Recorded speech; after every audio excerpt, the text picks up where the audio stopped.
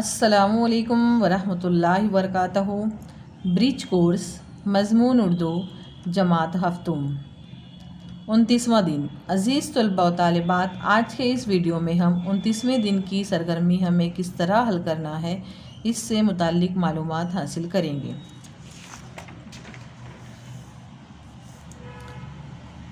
29वां दिन जो सलाहियत है कवायद से वाक़फ़ियत और लफ्ज़ बनाने की सलाहियत।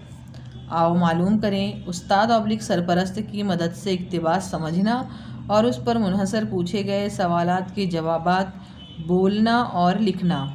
पहले इक़्तिबास बगौर पढ़ें, फिर सवाल पढ़ें, उस पर गौर करें और अपने अल्फाज में उन सवालों के जवाब लिखें। आओ अहलियत पैदा करें। दर्ज झैल जुमले पढ़िए और उस पर गौर कीजिए। अज़ीज़ तलबा व तालिबात, हमें यहाँ पर कुछ चंद जुमले दिए हुए हैं, हमें उन जुमलों को बगौर पढ़ना है और समझना है।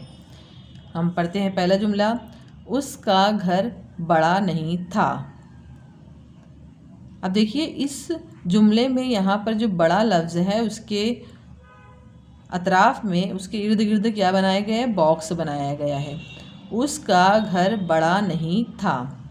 अब यहाँ पर आइए, उसका घर छोटा था। हमें ये जुमला पढ़ने से ये समझ आ रहा है कि उसका घर बड़ा नहीं था, यानी हमें ये समझ गए कि उसका घर कैसा था, छोटा था। तो हमें जो ऐसे अल्फाज जुमले में इस्तेमाल किए जाते हैं बड़ा, तो हमें इसका ज़िद लफ्ज़ इस्तेमाल करके जुमले का मतलब ना बदले, ऐसा हमें जुमला यहाँ पर लिखना है। से बड़े का ज़िद क्या आएगी यहाँ पर, छोटा। तो हम कैसे लिखेंगे फिर इसको, उसका घर छोटा था। क्या जवाब आएगा उसका, उसका घर छोटा था। तो इस तरीके से ही हमें जुमला पढ़ना है और उस जुमले में जो लफ्ज़ दिया रहेगा उस लफ्ज़ का हमें ज़िद ढूंढ कर उसका जुमले को मुकम्मल करना है ताकि उसका जुमले का मतलब भी ना बदले। अब हम यहाँ पर दूसरा जुमला लेते हैं, वो बहुत खुश थी। अभी जुमला समझ गए कि भाई वो बहुत खुश थी, तो खुश का ज़िद क्या आएगी, गमगीन आएगी। तो यहाँ पर क्या लिखा हुआ है, वो गमगीन नहीं थी। देखिए यहाँ पे क्या लिखा हुआ है, वो गमगीन नहीं थी, मतलब गमगीन नहीं थी, इसका मतलब क्या है, वो खुश थी। तो इस तरीके से ऐसे जुमले जिसमें हम नहीं का लफ्ज़ इस्तेमाल करके या उसकी ज़िद इस्तेमाल करके जुमले को वैसे ही लिखते हैं, तो ऐसे जुमले हमें इस सरगर्मी में लिखना है। अभी तीसरे जुमले पर आते हैं हम, हक्कू बहुत मेहनती थी। अब देखिए यहाँ पे लफ्ज़ दिया हुआ है मेहनती, हम इसका ज़िद उल्टा लिखेंगे, हक्कू काहिल नहीं थी। अब चौथा जुमला है, राशिद अच्छा लड़का है। तो अच्छा हम यहाँ पे लिखेंगे, राशिद बुरा लड़का नहीं है। देखिए यहाँ पर लिखा हुआ है राशिद बुरा लड़का नहीं है, यानी दोनों जुमलों का मतलब एक ही है, लेकिन यहाँ पे लफ्ज़ जो बीच में दिया हुआ है वो ज़िद के तौर पर इस्तेमाल करके हम एक जुमले को ज़िद के तौर पे उसका इस्तेमाल करके हम वैसा ही जुमला और लिख सकते हैं। वो पढ़ा लिखा नहीं है। अब पढ़ा लिखा उसका उल्टा क्या आएगा, अनपढ़, यानी कि वो अनपढ़ है।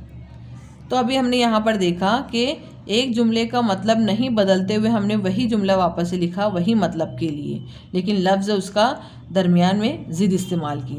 मंदरजा बाला जुमलों में इस बात का ख्याल रखा गया है कि जिन अल्फाज को चौकोन में लिखा हुआ है उनकी ज़िद इस्तेमाल करने के बाद भी जुमले का मफ़हूम नहीं बदला। मफ़हूम मतलब उसके मानी नहीं बदले। वो पढ़ा लिखा नहीं है यानी कि वो अनपढ़ है, अच्छा लड़का है यानी कि बुरा लड़का नहीं है, हक्कू बहुत मेहनती है यानी कि वो काहिल नहीं है, वो बहुत खुश है यानी कि वो गमगीन नहीं है, उसका घर बड़ा नहीं है यानी कि उसका घर छोटा था। इस तरीके से तो ये थी हमारी आज की कवायद की मिसालें। हम आते हैं, हम आओ मश्क करें। ज़ैल के अल्फाज मुकम्मल करके उन्हें जुमलों में इस्तेमाल कीजिए। मिसाल है यहाँ पर साफ़।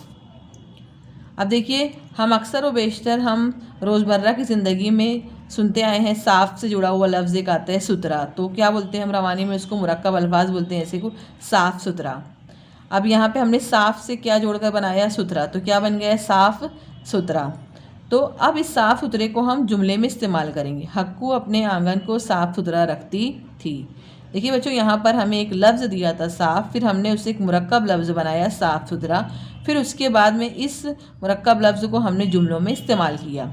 साफ़ सुथरा, हक्कू अपने आंगन को साफ़ सुथरा रखती थी। तो हमें ऐसे ही यहाँ पर चंद अल्फाज दिए हैं, हमें भी पहले उन लफ्ज़ों के मुरक्कब अल्फाज बनाना है और फिर उसके बाद में उसको जुमलों में इस्तेमाल करना है। पहला लफ्ज़ है लीपा, नंबर 2 है पड़ी, नंबर 3 है सुबह, नंबर 4 है हशाश। देखिए हमने यहाँ पे आपको दिखाया है लीपा। लीपा के साथ में अक्सर आता है पोती, यानी कि लफ्ज़ बनता है उससे लीपा से लीपा पोती। 2 नंबर पर है पढ़ी, तो पढ़ी हमने यहाँ लिखे, यहाँ पे डैश करके लिखे उसका मुरक्कब लफ्ज़ पढ़ी लिखी। फिर 3 नंबर पर है सुबह, फिर हमने उसका मुरक्कब लफ्ज़ लिखे सुबह शाम। अक्सर हम रोज़मर्रा ज़िंदगी में सुनते हैं सुबह शाम। अब उसके बाद में नंबर 4 हशाश, इसका मुरक्कब लफ्ज़ आएगा हशाश बशाश। तो अज़ीज़ तलबा व तालिबात, हमने आपको यहाँ पर इनका मुरक्कब लफ्ज़ इस्तेमाल करके बता दिया है यहाँ पर बनाकर। अब आप क्या करिए, इनके आगे इन मुरक्कब अल्फाज को जुमलों में इस्तेमाल करके उसको अपनी बयाज़ में नोट करें और अपने उस्ताद से उसकी जांच करवाएं। अब यहाँ पर है आओ तख़य्युलाती बने, चैलेंज को एक्सेप्ट करें।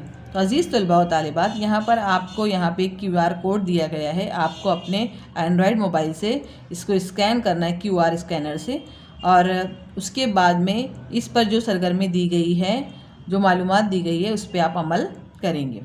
उम्मीद करते हैं आपको आज की 29वें दिन की सरगर्मी समझ आई होगी।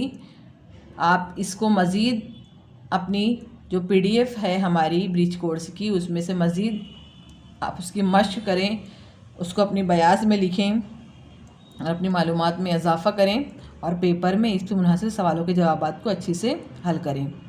मिलते हैं हम अगले वीडियो में, तब तक का अल्लाह हाफिज़।